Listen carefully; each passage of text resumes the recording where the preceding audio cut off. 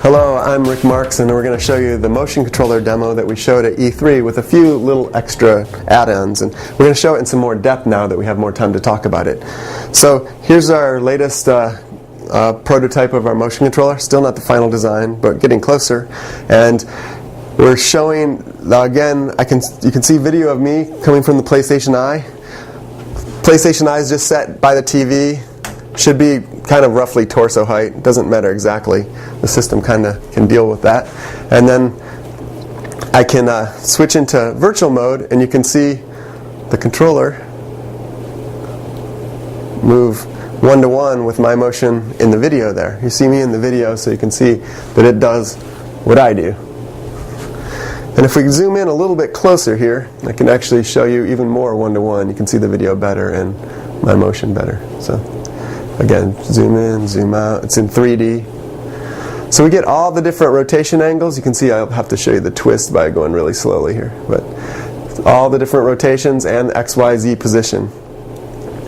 These are the kind of things we didn't get to go into in as much detail during the E3 demo. I can switch to a different object, so now I'll switch to like a tennis racket.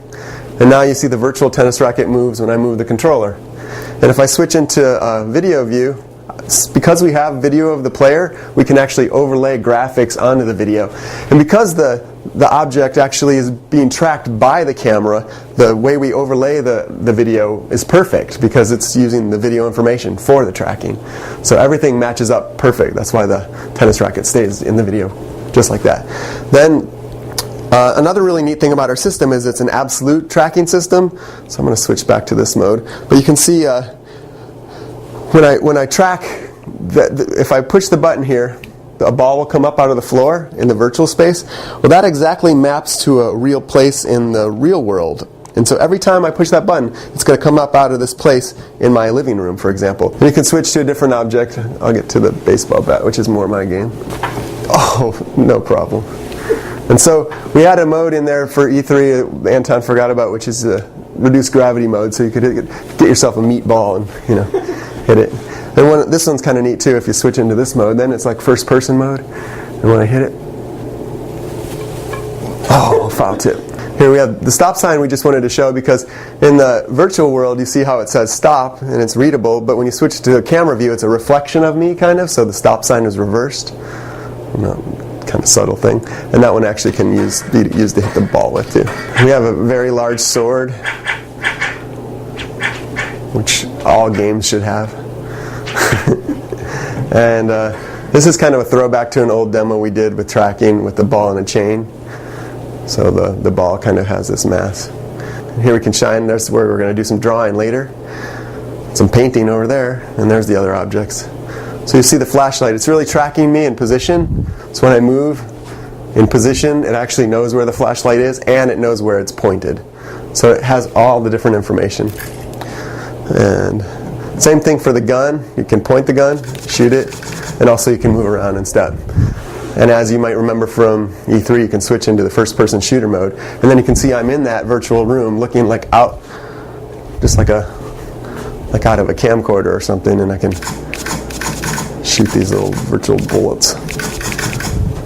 And the faster I move, the faster it actually moves me in the virtual world. We're really just showing capabilities here, and we expect the game developers to come up with crazy games that can use all this capability. And again, you can go into the first-person shooter again, see how good I am with this shot. Oh yeah, shot the eye right off the top. Okay, and so the very last thing that we made out of this is that we wanted to have a glowing controller with a handle, and we wanted to make something that would glow. So we made what we call the plasma whip. So you can reach back and snap it, and wherever you snap, that's where the whip actually goes. And you can extend and retract the whip using the trigger. This demo was actually intended to be shown 2 players, so I have Anton here. Hello again. So actually Anton showed this by himself at E3 where he had to control it with 2 hands, but actually it was really intended to be done 2-player, each one with 1 hand. So you can pick up objects and you can kind of do them together, stack them up. So this is like just a giant sandbox. You can play together and pick things up and do things. Oh, nice. There's really no aim to this. It's not a game. It's just showing you that you can move things around and stack them and drop them. You can actually reach out and grab that camera there just to show you can kind of grab anything in the world, in this world. This is the dominoes demo, which is kind of another drawing technology demo, but actually lets you use drawing to kind of do more interesting things. So these dominoes we can just stack or lay out by drawing. The really neat thing that we didn't get to show at E3 for this demo was Anton actually added a whole other part to this demo, but we kind of ran out of time, and well, let's just show you. Here we go. So the dominoes can actually just rearrange themselves into these snakes. You have to switch sides. I'm supposed to be on the right when we battle. So you can see these snakes are made out of the dominoes we laid out. So you can actually duck in and carve around. And the snakes actually, you have full control over the way they point and the way they duck. But abstract domino snakes, maybe you want something a little bit more realistic, so we can switch it to these bone snakes. And if you know how, you can actually turn on the fire of the snake and tick, tick. One of the other things we showed at E3 was something like a real-time strategy game. So here we have kind of like pointers, similar like you might get from a mouse pointer, only we're doing it with the motion controller. And we get this absolute position tracking, so our cursors move where the position tracks. So we can start this demo up and our troops start to move out. You can highlight the troops. And then if you use the tick button, you can actually make them follow a path. If you circle the other guy's troops, actually they'll attack. Like that. You can also just click. You can zoom in a little bit more so you can see what's going on better. Yeah, you can also just click on the guys. You can do all sorts of things. But really what we're showing is a really simple interface for a real-time strategy game, which is traditionally very hard to do on a console game. But with this kind of interface, it becomes trivial, just like it is on a PC or something like that. One of the other things we showed at E3 was the ability to kind of jump into a tank. So Anton, if you jump into one of the tanks here, Anton actually will be controlling the shooting of the tank, and I'll be controlling the driving. So if I point a certain direction, it'll drive in that direction, and if he points in a certain direction, it'll shoot in that direction. The drawing demo here, this is another demo that we showed at E3. We kind of went through this one pretty quick, but it was kind of a favorite for a lot of people, so we wanted to show a little bit more.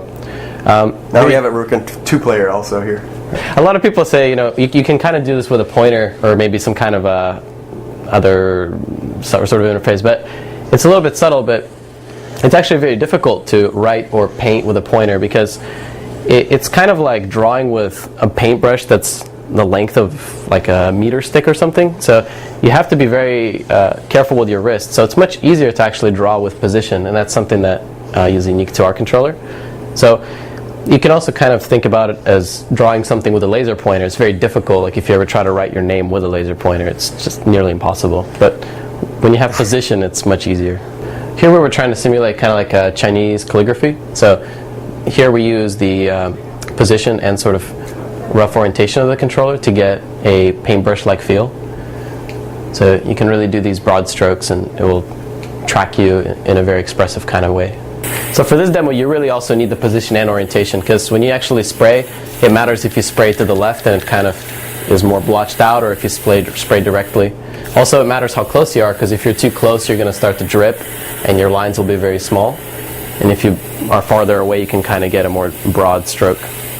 It also matters that to have a really precise analog control so that you can really control the amount of paint you can put down.